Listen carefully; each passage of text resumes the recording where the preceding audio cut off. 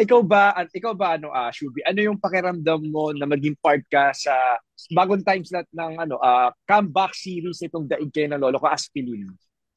Ay nako, mga kapuso, sobrang grateful ko po na makasama din po kayo ngayon sa online world, sa Facebook, Yes. mga nanonood po ngayon. Hello po. Sobrang grateful ako, partner. Grabe. Hindi Mm-mm. ako makapaniwala na nakatrabaho natin si Jillian Ward, Yes, yes, si yes. Mr. Gabby Eigenman, si Yes, kay Mr. Gabi. Archie. And so, Yeah. so ako naman, Chubi, ano, parang natutuwa ako kasi, syempre, new, ano to, new times na to. Pakiramdam ko talaga, mas alam ko mas maraming manonood nating mga kapuso dahil sa bagong times na ito. At syempre, Mm-mm.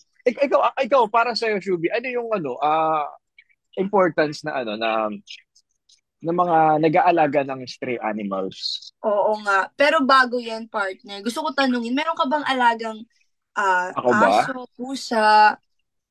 Um, yung mama ko mahilig sa pusa eh. Yung kapatid ko namang isa puro aso. Pero ako naman actually ano ako, cat person ako. Oo, cat person. Ako naman po, meron kaming aso sa bahay.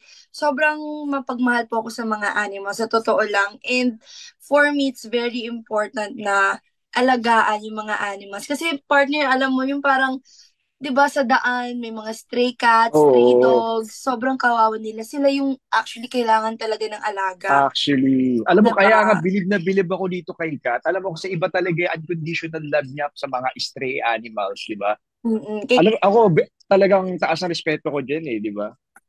Sobra.